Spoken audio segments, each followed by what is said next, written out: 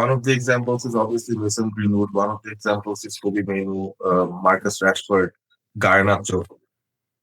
এই চারজন কিন্তু মানে একটা জেনারেল ইউনাইটেড সাইডে খেলতে পারে। If there other world class players around, fitting them in an 11 ভালো হইতে পারে।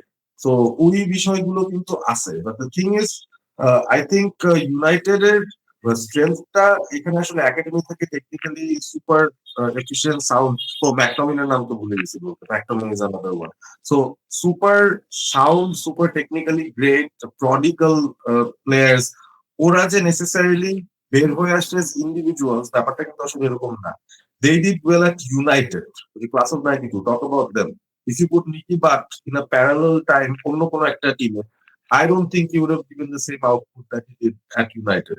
Even Paul Scholes or Ryan Giggs, or anyone you name, right? যারা যারা class of 92 important components.